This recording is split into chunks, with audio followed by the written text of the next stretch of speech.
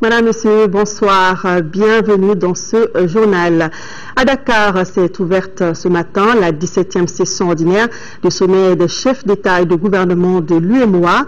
Le président Ibrahim Boubacar Keïta prend part à cette rencontre de haut niveau au cours de laquelle les chefs d'État devraient faire le point des principaux chantiers de l'espace en vue de consolider les bases d'une intégration à visage humain. L'Union donne désormais une très grande importance à la sécurité qu'elle cherche à maintenir pour continuer à avoir de bonnes performances économiques. Envoyé spéciaux à Dakar, Dembawan, Tchessira Dambélé. Cette 17e conférence des chefs d'État et de gouvernement se tient en prélude au 20e anniversaire de l'Union qui sera célébré en 2014. L'UEMOA est en pleine révision de ses stratégies et pour cause les derniers grands défis auxquels elle a été confrontée ces dernières années: insécurité alimentaire, problèmes énergétiques, problèmes de financement des économies et les crises en Guinée-Bissau et au Mali. Aujourd'hui, un président démocratiquement élu au Mali après la libération du Nord prend part au sommet de l'UEMOA. Je voudrais saluer très chaleureusement le président malien, Son Excellence M.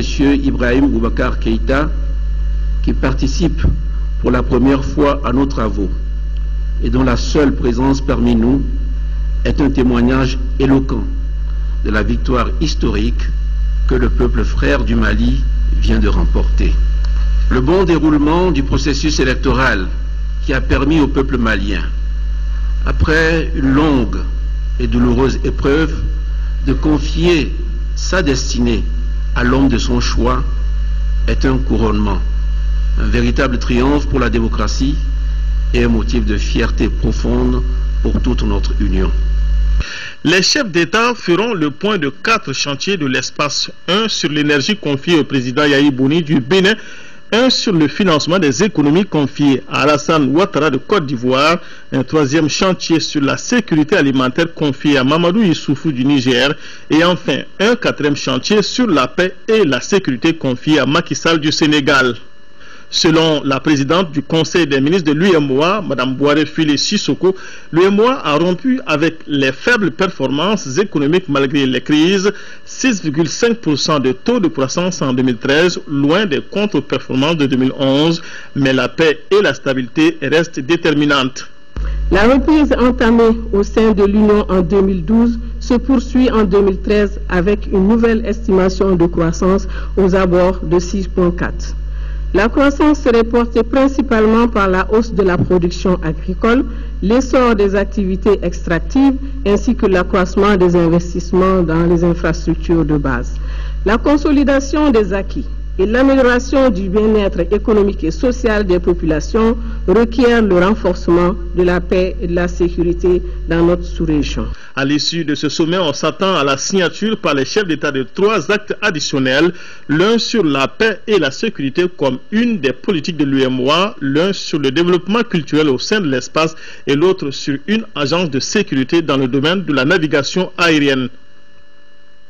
Le ministre algérien des Affaires étrangères est attendu demain ici à Bamako. Il effectuera une visite officielle d'amitié et de travail sur invitation du ministre malien des Affaires étrangères et de la coopération internationale. Le gouvernement peut désormais légiférer par ordonnance jusqu'à l'installation des nouveaux députés. Ce matin, les parlementaires ont approuvé le projet de loi par 110 voix pour, 0 contre et 4 abstentions.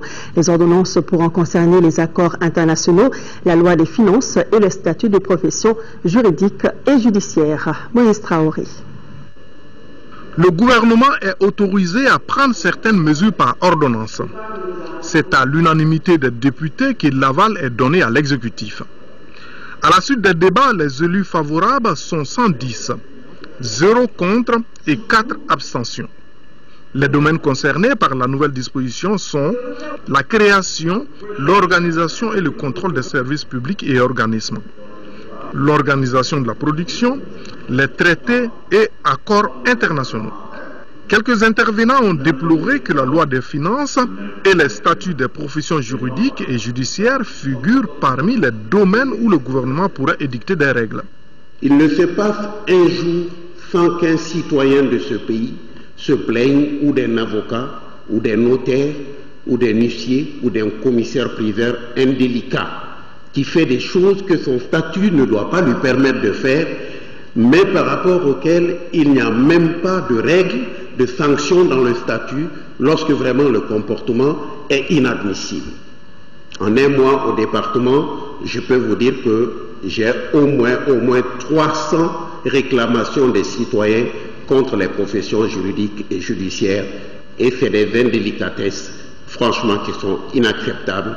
Dans ces articles 74 et 77, la Constitution malienne accorde la possibilité au gouvernement de demander l'autorisation de légiférer par ordonnance des mesures qui sont normalement du domaine de la loi. Le président de l'institution a informé les parlementaires de la publication du premier numéro de la revue de l'Assemblée nationale, un hémicycle qui vient également d'obtenir une fréquence radio.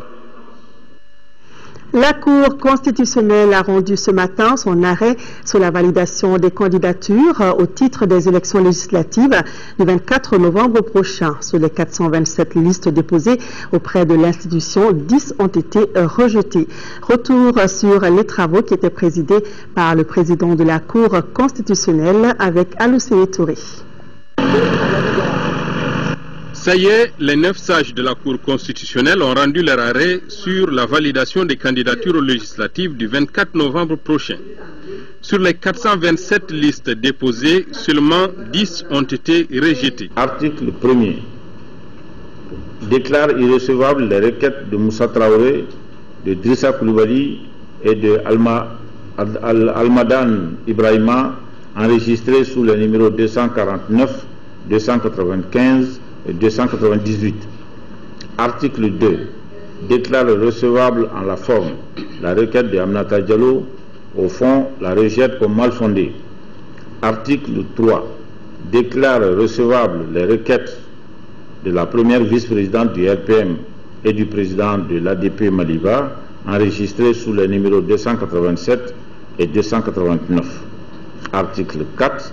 Déclare non valide les candidatures ci-dessus. Circonscription électorale de la commune 5 du district de Bamako. Liste RTD, Bokoum, Mariam Traoré, Bourama Koulibaly. Circonscription électorale de la commune 4 du district de Bamako. Liste MCIC, Aminata Traoré, Sekou Fantamadi Diarra et Alassane Dougouré. Circonscription électorale de la commune 6 du district de Bamako. Liste PACP, Mahamadou Diallo, Kadiatou Doukouré, Yaya Koulibaly.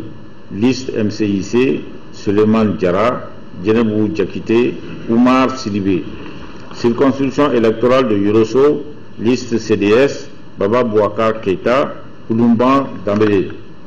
Circonscription électorale de la commune 1 du district de Bamako, liste indépendante, Khalifa Koulibaly, Salimata Nassoro. Circonscription électorale de Banamba, liste Asma, CFP, ADP Maliba, Aliou Sempara, Sekou Sila. Circonscription électorale de Tenenkoum, liste RPM, Aboubakar Meyenta, Oulemata Tamboura.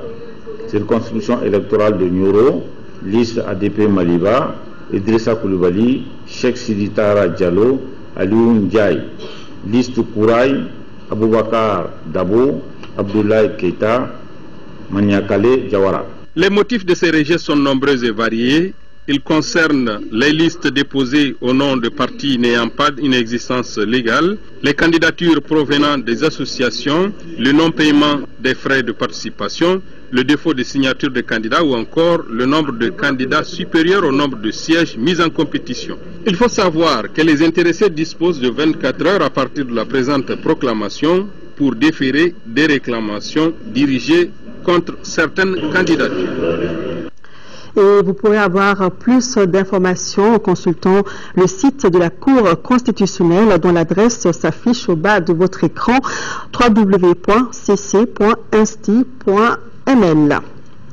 Et puis, toujours par rapport aux législatives, le président de la Commission électorale nationale indépendante, CENI, porte à la connaissance des organisations nationales et internationales que la date limite de dépôt des demandes d'accréditation pour l'observation des élections législatives de 2013 est fixée au mercredi 20 novembre 2013 à 15 h. Comme vous le savez, les travaux des États généraux de la décentralisation se sont achevés hier ici à Bamako. Ces assises nationales de 3 jours étaient présentes. Une délégation des réfugiés maliens en Mauritanie et en Burkina Faso. Nos compatriotes ont saisi l'occasion pour réaffirmer leur attachement à l'intégrité territoriale du Mali.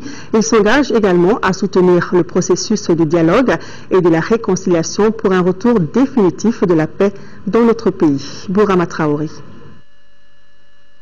Parmi les 600 participants aux États généraux de la décentralisation, une forte délégation des réfugiés maliens en Mauritanie et au Burkina Faso. Ils répondent ainsi à l'invitation du président de la République Ibrahim Boubacar Keïta.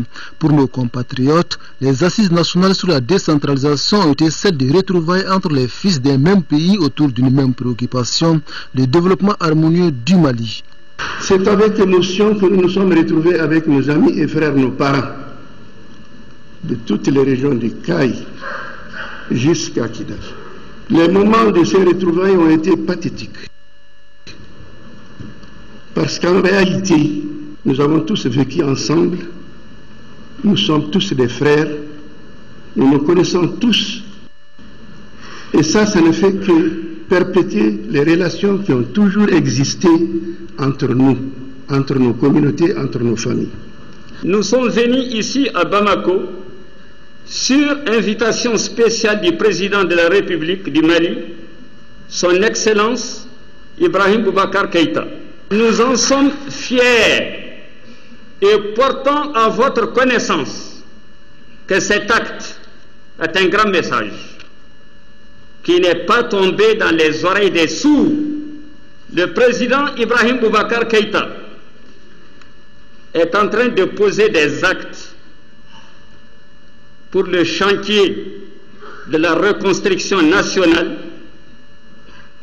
qui est un défi posé pour nous tous les Maliens et que nous devons, nous les Maliens, surmonter. Aux assises nationales sur la décentralisation, une évidence sur laquelle tout le monde semble s'accorder, celle de la nécessité d'aller vite à la réconciliation et à la paix pour recoudre le tissu social mis à mal par la double crise institutionnelle et sécuritaire. Il s'agit d'une paix véritable, d'une paix durable, d'une paix pour tous, quel que soit le groupe ethnique, la couleur, la religion et j'en passe. Notre modeste contribution à ces assises consiste à dire que le Mali ne se construira pas dans la chasse aux sorcières, les règlements de comptes politiques. Tous les Maliens sont égaux en droits et obligations. Nous avons été réconfortés, très réconfortés même, par l'accueil qui nous a été réservé et par les engagements que le président de la République a pris pour nous. Et nous lui avons dit que nous allons transmettre les messages, mais que nous sommes déjà prêts, parce que si nous avons quitté, c'est simplement à cause de l'insécurité. Et si cette insécurité est complètement enrayée, nous sommes prêts à revenir immédiatement, sans aucune autre condition. Pour les réfugiés maliens en Mauritanie et au Burkina Faso, il convient de tirer toutes les leçons de cette double crise afin de repartir sur de nouvelles bases. Cela est d'autant plus nécessaire, insistent nos compatriotes, pour éviter ce genre de situation. J'exhorte les Maliens à prendre conscience de l'état dans lequel les forces du mal ont conduit notre pays et comprendre que chacun de nous a l'obligation d'apporter sa thérapie, son sacrifice, avant de crier au secours de la communauté internationale. Mon message, c'est de dire à tous les Maliens que nous sommes avec eux, que nous sommes pour le dialogue et la réconciliation, que nous soutenons le dialogue et la réconciliation, que nous sommes disponibles pour jouer un rôle actif dans ce dialogue et cette réconciliation. Nous sommes prêts à aller sur le terrain avec nos amis des autres communautés pour faire ce travail, la main dans la main. Les Maliens réfugiés en Mauritanie et au Burkina Faso réaffirment leur attachement à la laïcité et à l'unité territoriale du Mali, et tout doit être mis en œuvre pour préserver l'indivisibilité de notre pays. Alors, quels sont les impacts des assises de la décentralisation, j'y arrive, sur le processus de réconciliation nationale et quel calendrier pour la mise en œuvre de ce processus?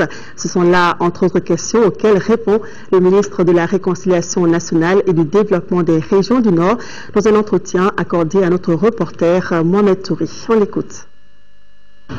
Le processus de réconciliation nationale englobe plusieurs aspects.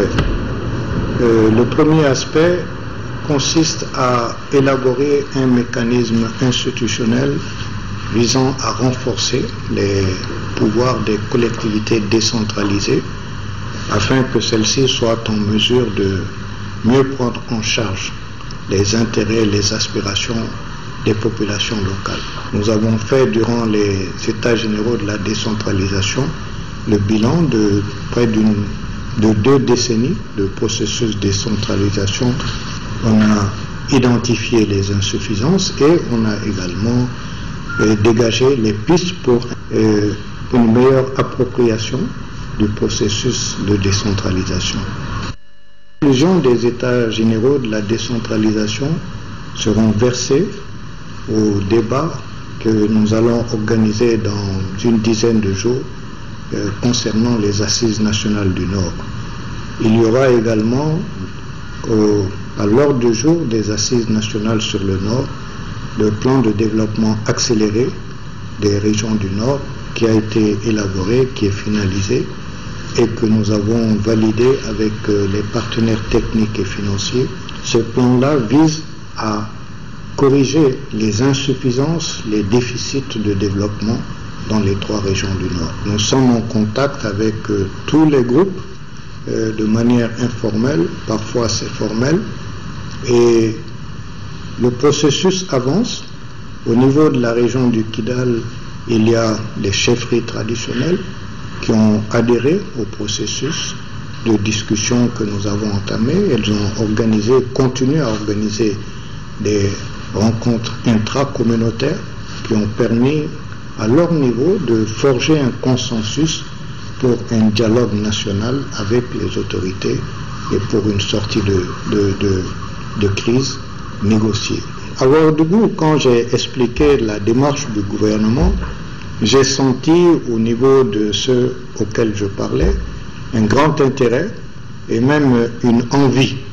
Ils étaient étonnés d'apprendre que ce que nous disions pouvait permettre d'aboutir à quelque chose qui pouvait entrer dans le cadre de leurs revendications. Nous allons inlassablement discuter avec toutes les parties prenantes pour les amener à adhérer au processus. D'ici le 8 novembre, nous aurons pratiquement bouclé la boucle de la préparation des discussions, des négociations. Le 8 novembre, nous serons prêts à discuter avec l'ensemble des parties prenantes sur la base des recommandations des États généraux de la décentralisation, sur la base du plan de développement accéléré des régions du Nord. Et suite aux États généraux de la décentralisation, nous avons reçu des contributions, déclarations et motions en guise de contributions des chefs de fraction aux États généraux de la décentralisation. Nous représentons des communautés et chefferies traditionnelles ci-dessous désignées après de fructueux débats sur les acquis et les défis de la décentralisation dans la région de Kidal, recommandant au Forum sur la décentralisation un transfert de ressources financières aux collectivités territoriales plus conséquent pour combler le retard de développement économique et social, le transfert de tous les services techniques régionaux et subrégionaux au Conseil régional pour emploi, l'élaboration de contrats de plans de développement quinquennaux entre la région, l'État et les partenaires techniques et financiers, la création d'agences de développement régional pour la mise en œuvre des contrats de plan et l'assistance à maîtrise d'ouvrage au Conseil régional, l'attribution à titre permanent du tiers des sièges du Conseil régional aux chefferies traditionnelles. Signé à Kidal le 22 octobre, donc signé pour tous les chefs de fraction, Mohamed Ag Intala, communauté Iforas, Shogib Ag Atayer, communauté Idnan, Ousmane Ag Ahmed, communauté Kel Taglit, Baba Ould Sidel Mokhtar, communauté Kunta, Atayer Ag Ingada, communauté Tagad Malet, Seyd Ag Hamzata, communauté Kel Telabit. En guise de déclaration, nous, représentants des communautés ci-dessous désignées, constituées en organisation civile ouverte à toute adhésion, déterminée à assurer la défense et la sauvegarde des intérêts politiques, économiques, sociaux et sociétaux de ses membres, déclarons notre volonté d'unir nos efforts et nos moyens pour œuvrer à l'instauration de la paix et de la cohésion sociale entre les différentes communautés de la région de Kidal. Affirmons notre détermination à jouer pleinement notre rôle séculaire d'acteurs sociaux responsables de la stabilité sociale dans l'adrar des Iforas. Décidons de régler à l'amiable tous nos litiges et d'instaurer le consensus comme mode de désignation de nos représentants. Signé à Kidal pour tous les chefs de fraction, Intala Ag Atayer, Amenokal de Ladak, Baba Ould Sidel Mokhtar, communauté Kunta, Mohamed Ag Intala, communauté Iforas, Shogib Ag Atayer, communauté Idnan, Ousmane Ag Ahmed, communauté Kel Taglit, Atayer Ag Ingida, communauté Tagat Malet, Seyd Ag Hamzata, communauté Kel Telabit. Et en guise à présent de motion de remerciement, nous, représentants des communautés ci-dessous désignées, saluons le processus de négociation entre le gouvernement du Mali et les mouvements armés de l'Azawad entamé depuis la signature de l'accord préliminaire de Ouagadougou. Nous exhortons les parties à trouver rapidement un accord de paix définitif et durable. Exprimons notre gratitude au président de la République et à son gouvernement pour les mesures prises dans le cadre du rétablissement de la confiance et de la volonté politique exprimée dans la recherche des solutions les meilleures pour sauvegarder l'unité nationale et sortir de la crise que le Mali traverse. Saluons l'accompagnement de la communauté sous-régionale, régionale et internationale dont nous bénéficions. Nous saluons tout particulièrement les actions quotidiennes de la France à travers l'opération Serval et celles des Nations Unies à travers la MINUSMA. Ensigné pour tous les chefs de fraction, Intala Ag Atayer, Amenokal de Ladak, Baba Ould Sidel Mokhtar, communauté Kunta, Mohamed Ag Intala, communauté Iforas, Shogib Ag Atayer, communauté Idnan, Ousmane Ag Ahmed, communauté Kel Taglit, Atayer Ag Ingida, communauté Tagat Malet, Seyd Ag Hamzata, communauté Kel Telabit. Voilà donc les contributions, déclarations et motions sur les états généraux de la décentralisation. Le camp Sundiata de Kati, 3e région militaire, a un nouveau commandant de zone. Il s'agit du colonel Harouna Samake qui remplace le colonel Soumaïla Prosper Traoré. La passation de témoins entre les deux hommes a eu lieu ce matin sous le regard du ministre de la Défense et des anciens combattants. Reportage Adama Koulibaly. La place d'armes de Kang Sundiata de Kati a été occupée tôt ce matin par des représentants des troupes des corps d'armée sous le commandement des autorités militaires accompagnés par les autorités politiques administratives de Kati. Ils sont venus assister à la cérémonie de passation du commandement du camp de Kati, 3e région militaire, au colonel Harouna Samake. Il remplace le colonel Soumaïla Prosper Traoré. La passation est dirigée ici par le chef d'état-major de l'armée de terre, le colonel Ibrahim Fane.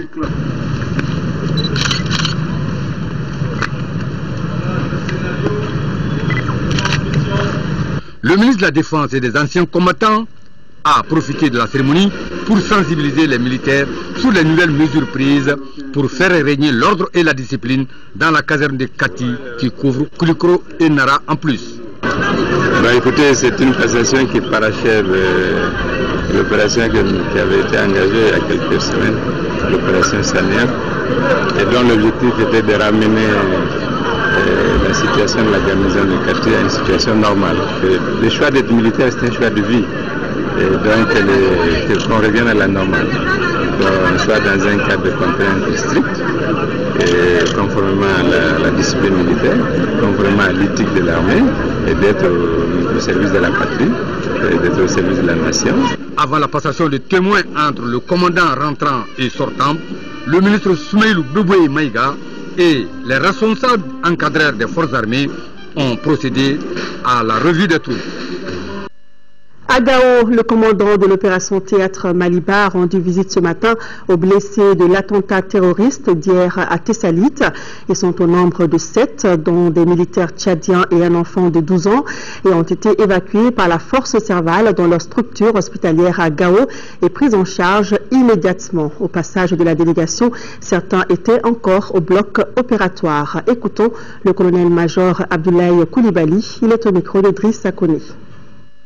Il s'agit d'abord de présenter au nom de toute la hiérarchie, le secrétaire général des armées, tous les chefs d'état-major, tous les militaires engagés dans l'opération Maliba, les condoléances pour les pertes que l'armée tchadienne, le peuple tchadien a subi hier à Tessalit. C'est une armée qui est venue au secours du peuple malien pendant les mois les plus difficiles et qui est en train de consacrer des sacrifices ultimes pour la défense de l'intégrité du territoire malien. Et pour les blessés, aussi bien ceux à Sévaré qu'à Gao ici, nous les souhaitons un prompt rétablissement. Et c'est le lieu de saluer la franche collaboration, le soutien et l'accompagnement de l'équipe Serval qui a eu à évacuer hier soir de Tessalit sur Gao les blessés, civils aussi bien que militaires. C'est un appui qui est nécessaire, pour ne pas dire vital, parce que grâce à cet appui et à cet accompagnement, nous avons pu sauver des vies. Prompt rétablissement aux blessés. Ici à Bamako, le ministre de la Communication et des Nouvelles Technologies de l'Information était ce matin à l'ORTM. Il s'agissait pour Jean-Marie Sangaré de s'enquérir de l'état de fonctionnement de l'office et échanger avec le personnel sur les grands défis à relever. Abdelkarim Kaba a suivi cette visite, son reportage. L'ORTM est la dernière étape de la série de visites, de prises de contact entamée par le nouveau ministre de la Communication et des Nouvelles Technologies de l'Information au lendemain de sa prise de fonction. Les services visités sont naturellement ceux relevant de son département. Ce jeudi, Jean-Marie Idrissa Sangaré s'est rendu à l'Office de radiodiffusion et télévision du Mali et au centre émetteur de la télévision et de la radio à Pongé et à Kati, à partir d'où émet l'ORTM. En visitant ces installations, le ministre a eu droit à des explications sur leur fonctionnement. La dernière étape a été la maison de production à Bozola. Nous avons noté de façon générale que les conditions de travail sont un peu difficiles. Mais au-delà de ça, l'espoir que nous avons à la suite de cette visite, c'est qu'il y a beaucoup de chantiers en cours. Des chantiers d'infrastructure, des chantiers d'équipement. Et également, nous avons un projet de la formation du personnel. Alors, après la mise en œuvre de ces différents chantiers, nous avons bon espoir que l'ambiance du travail sera un peu plus assainie et deuxièmement, les conditions d'opération seront plus satisfaisantes. Là aussi, le chef du département de la communication a visité les locaux et a eu un entretien franc avec les responsables de l'information. S'agissant de la bonne marche du service et l'atteinte des objectifs de changement prônés par le gouvernement, Jean-Marie Idrissa Sangaré n'est pas allé avec le dos de la cuillère. C'est l'ORTM qui dispose, je l'ai dit tout tantôt, des professionnels des médias. Et le droit à l'information, c'est un droit universel. L'ORTM a certainement, je n'en doute pas, et je ne voudrais pas en douter, avec ses professionnels, un code éthique et de déontologie. Donc, que l'ORTM fasse son travail. L'institutionnel que nous représentons ici ne s'inscrit pas dans la censure. Nous nous inscrivons dans le changement, et le changement avec la qualité. Le directeur général de l'ORTM et son personnel ont accueilli favorablement ses conseils. L'accompagnement et le soutien ne feront pas défaut, a affirmé le ministre, pour que l'ORTM réponde à son slogan. Le ministère de la Communication et des Nouvelles Technologies de l'Information accueille à partir de demain, vendredi 25 octobre, la réunion des ministres en charge des télécommunications des États membres de l'UEMOA. La cérémonie d'ouverture de cette importante rencontre sera présidée par le Premier ministre, chef du gouvernement, à l'hôtel Radisson de Bamako à partir de 9h. Le ministre de la Communication et des Nouvelles Technologies de l'Information compte sur la présence effective de tous les participants et rappelle que l'heure précise d'ouverture est fixée à 9h. La mise en place terminée à 8h30. Le ministre de la Communication et des Nouvelles Technologies de l'Information compte sur la compréhension de tous. La ministre de l'Éducation nationale était elle aussi sur le terrain. Jacqueline Togola a visité certains établissements scolaires spécialisés du district de Bamako. L'objectif était de s'enquérir des conditions de travail du personnel de ces établissements. Elle en a profité pour faire des dons en produits alimentaires et en jouets. Moussa Fani. Cette visite du ministre de l'Éducation nationale a concerné les jardins d'enfants Kassé Keïta, l'Amaldem et l'école pour déficients auditifs de l'hippodrome. Ces structures spécialisées connaissent certaines difficultés comme le manque d'enseignants qualifiés, le non-approvisionnement des cantines en denrées alimentaires. Donc j'ai tenu à témoigner de toute l'attention du département sur ces structures, parce que qui ne sont pas, à mon sens, prises en compte comme cela devrait se faire. Et nous avons décidé de prendre le taureau par les cornes et vraiment de consacrer une bonne partie de notre énergie à ces écoles pour les enfants qui nous semblent un peu marginalisés. Dans le cadre du mois de la solidarité, Madame le ministre a remis des dons partout où elle est passée. Ces dons sont composés entre autres d'armoires, de produits alimentaires et de jouets. Que ce soit à la Maldem, que ce soit ici à la Massour, il faut vraiment beaucoup de patience pour travailler avec ces enfants. Et je vois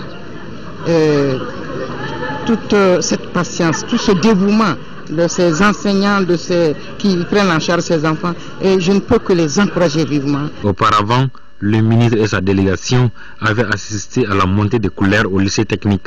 À travers cette activité, l'association des élèves et étudiants du Mali veut redonner à la montée des couleurs son importance d'antan dans toutes les écoles. Le ministre de l'Équipement et des Transports, général Abdoulaye Koumaré, a lancé ce matin à Faladje la 11e semaine nationale de la sécurité routière. Cette année, il s'agira d'attirer l'attention des chauffeurs et conducteurs routiers sur leur rôle et responsabilité dans la préservation des vies. Boubacar Sissoko.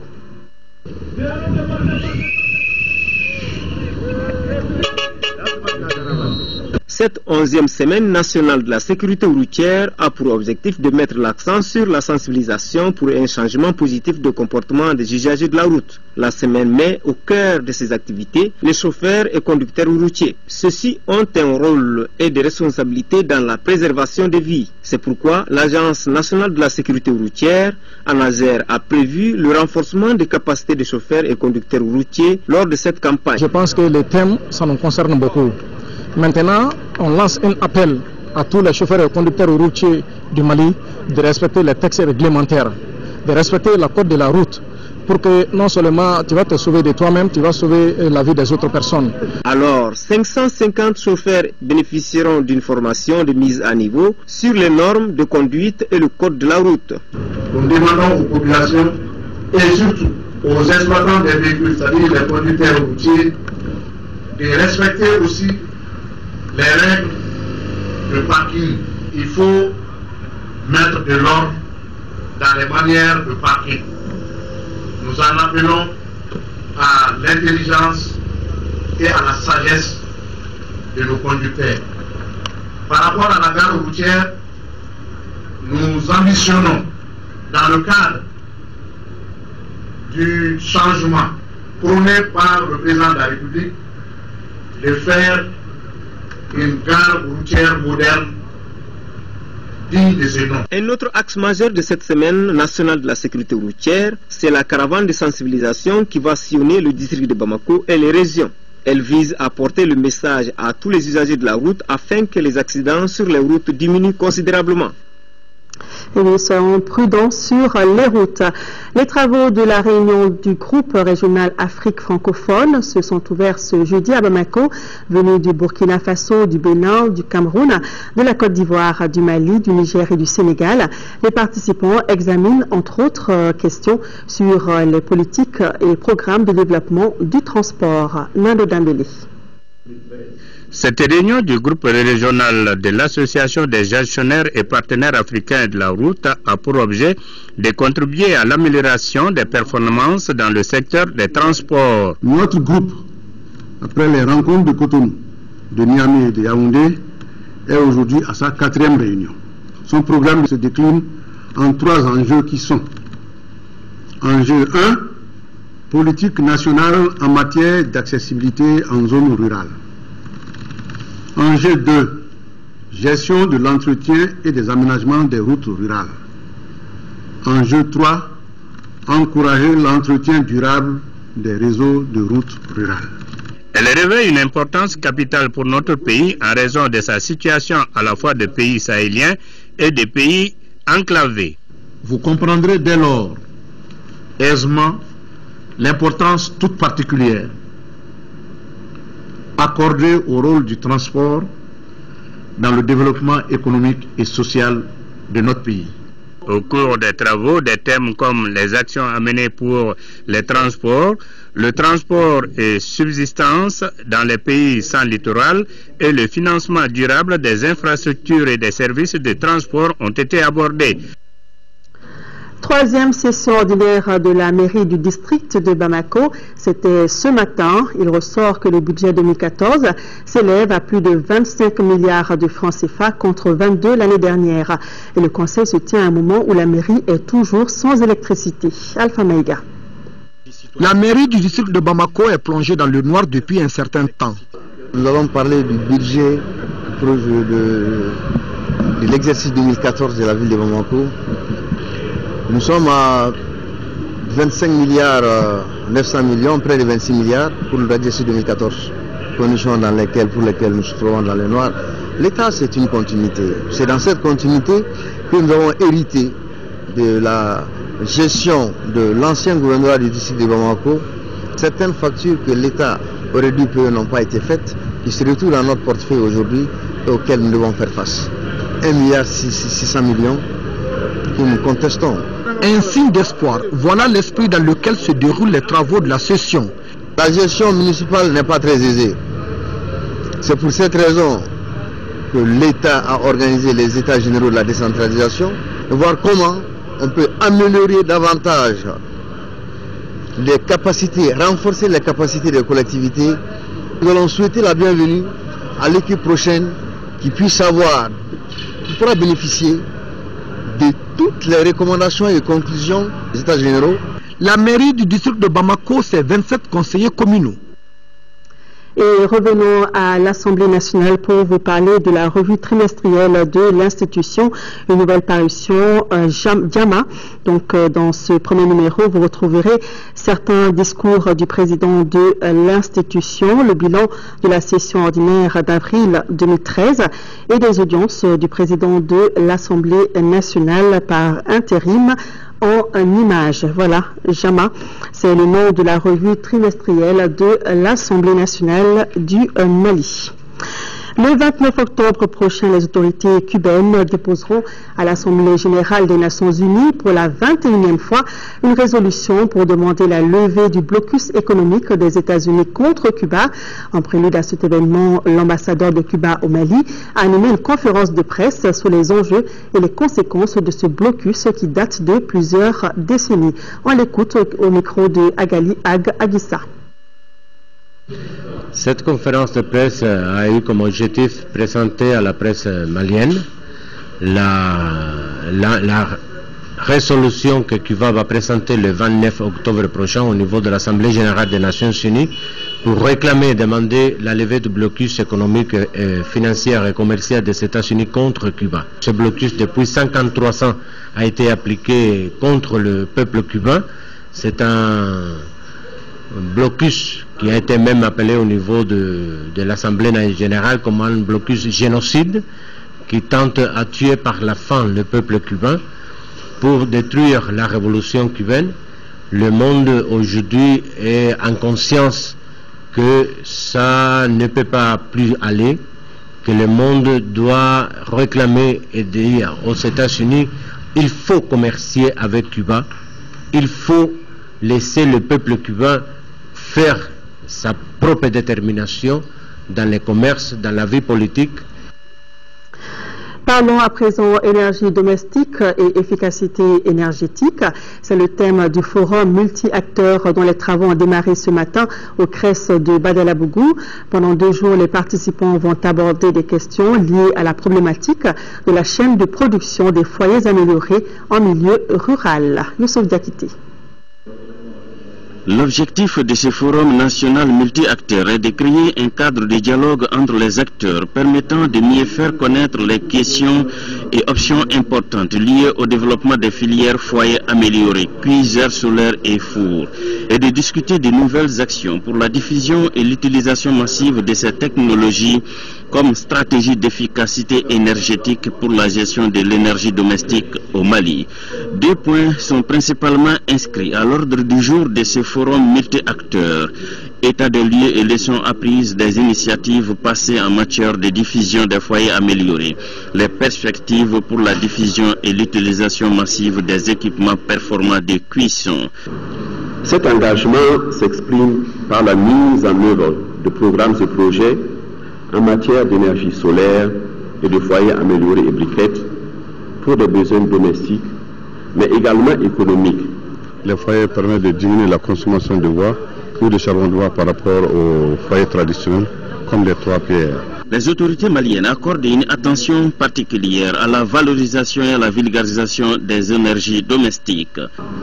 Dans le cadre de la mise en œuvre de la stratégie de l'énergie domestique, les efforts du gouvernement sont axés sur la réduction de la contribution des combustibles ligneux dans la consommation énergétique globale du pays de 81% en 2004 à 60% en 2015. Faut-il le rappeler, environ 80% des besoins énergétiques des ménages maliens sont satisfaits par des ressources de la biomasse, bois de chauffe et charbon qui causent des problèmes de santé chez la population rurale et une surexploitation qui est à la base de formes de dégradation de l'environnement comme la déforestation et les changements climatiques, interprétés ici par des artistes. Ils ont terminé la cérémonie par la visite de la maison de l'énergie où sont exposées les différentes technologies. La Fondation Orange Mali vole au secours des personnes atteintes d'insuffisance rénale. La Fondation a remis à l'hôpital du Point G, entre autres, 10 générateurs de dialyse d'une valeur de 170 millions de francs CFA. La cérémonie s'est déroulée dans l'enceinte de l'hôpital en présence du ministre de la Santé et de celui du Travail et des Affaires sociales et humanitaires. Le compte-rendu de Sokona Kamisoko. Par ce geste, la Fondation Orange Mali réaffirme sa volonté d'être aux côtés du gouvernement dans ses efforts d'améliorer les conditions de vie des malades. Pour le traitement de ces derniers, l'hôpital a reçu 10 générateurs de dialyse et une salle d'eau osmosée d'une capacité de 20 générateurs pour une valeur de 170 millions de francs CFA. Aujourd'hui, la Fondation Orange Mali est complètement heureuse de pouvoir essayer d'aider dans la mesure du possible l'ensemble des malades qui souffrent de ce mal terrible qui est très difficile et que quand on fréquente ces malades, on sait que ce sont des moments durs et difficiles qui vivent au quotidien. Selon le ministre de la Santé, Ousmane Koné, la demande de dialyse augmente d'année en année. Cela s'explique par plusieurs facteurs, parmi lesquels on note l'amélioration de la qualité du diagnostic. Et le ministre d'ajouter que cet accompagnement vient consolider les acquis. Notre capacité de prise en charge passe de 21 générateurs à 31, ce qui permet d'augmenter substantiellement le nombre de séances de dialyse par jour au bonheur des malades. Votre appui au service d'hémodialyse à travers cette donation vient renforcer le dispositif de soins par l'augmentation de la capacité d'accueil et la prise en charge des malades. En plus des dons, la Fondation Orange Mali entend organiser une session de formation à l'intention des médecins du centre d'hémodialyse du CHU du Point G en vue d'une meilleure utilisation des appareils. Retour à l'actualité dans les régions nord du pays. Après avoir favorisé le retour des déplacés dans la région de Tombouctou, le gouvernement vient de mettre à leur disposition des kits composés de riz, de maïs et d'huile. À leur arrivée à Kabara, le Haut Commissariat aux réfugiés a saisi l'occasion pour les équiper de couvertures, de bâches et de moustiquaires. Reportage ORTM Tombouctou et Atandina. Après le transport, l'État vient de remettre un important lot de vivres aux déplacés de Tombouctou. Cette assistance humanitaire est composée de riz, maïs, huile et sel. L'opération qui vise à soulager la souffrance de ces revenants a été beaucoup appréciée par ces derniers. Le gouvernement a été à la hauteur. Prendre 2 bateaux pour les déplacer et venir leur donner aussi des vivres pour s'installer. Franchement, je ne peux que dire au gouvernement que merci beaucoup. Je souhaiterais quand même qu'il y ait encore d'autres, parce que la manière dont nos frères sont présentés aujourd'hui, alors ils ont vraiment besoin d'aide.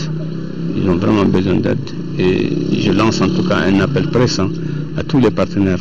Le commandant de zone, le colonel Keba Sangaré, a au nom du gouverneur remercié le HCR pour avoir accueilli ces déplacés avec des non-vivres.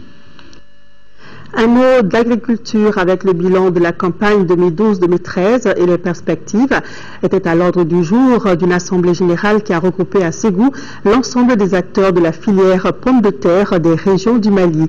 Les professionnels ont fait des propositions pour la promotion de la filière pommes de terre. Fousseni Samaki. Il s'agit au cours de cette assemblée qui regroupe l'ensemble des acteurs de la filière pommes de terre des régions de Ségou, Sigasso et Koulikoro en partenariat avec le programme de compétitivité et de diversification agricole PCDA de faire le bilan de la campagne écoulée et identifier les contraintes liées à sa production et commercialisation.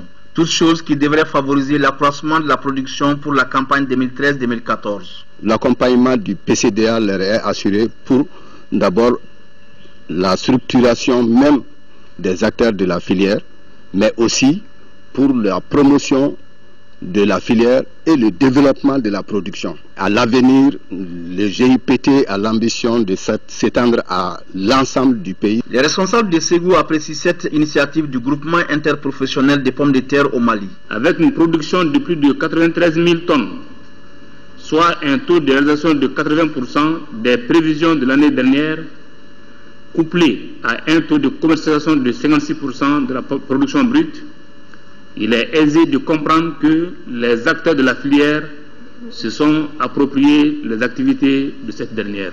C'est dire alors que cette filière contribue pour beaucoup à l'atteinte des objectifs de sécurité alimentaire et de la lutte contre la pauvreté dans notre pays. Le PCDA accompagne les producteurs dans les régions de Sikasso, Koulikoro et Ségou, où la pomme de terre occupe une place de choix dans l'économie et aussi dans la diversification des revenus des acteurs du monde paysan. L'arrivée du premier avion des pèlerins de la filière gouvernementale est prévue pour demain, vendredi 25 octobre, aux environs de 16h30.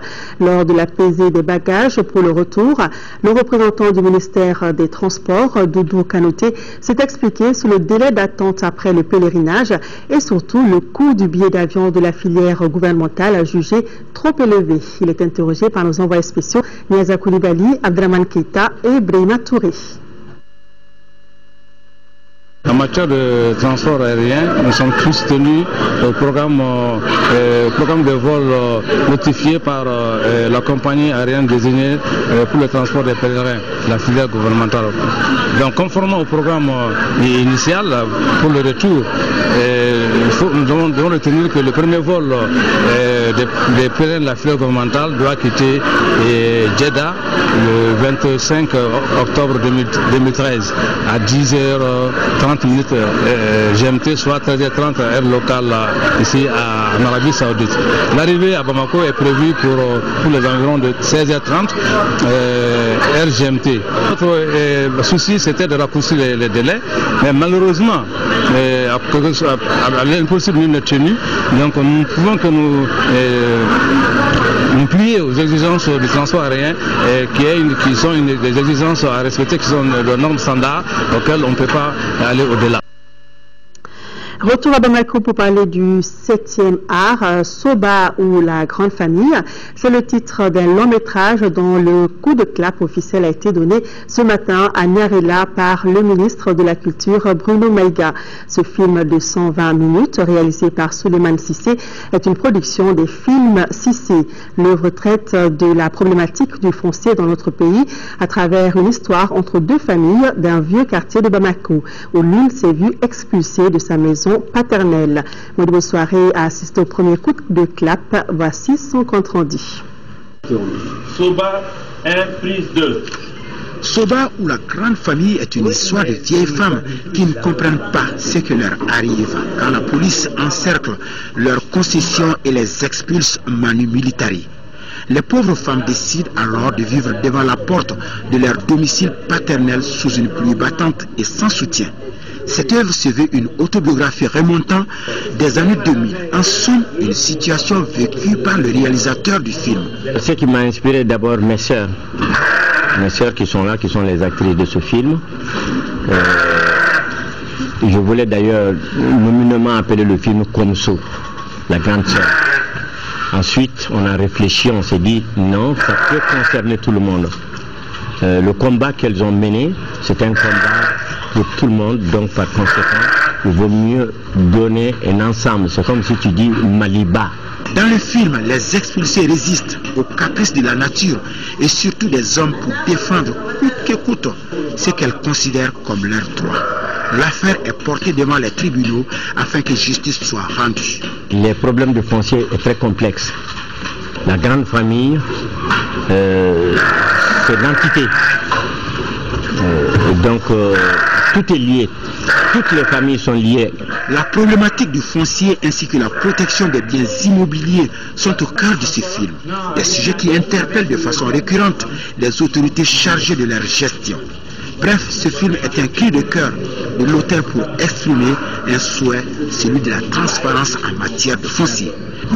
Soba, qui au dire de l'auteur, du réalisateur, pose l'acuité de la problématique du foncier au Mali, problème d'actualité qui est l'une des préoccupations majeures du gouvernement dans le sens d'une meilleure gouvernance et d'une meilleure gestion du foncier.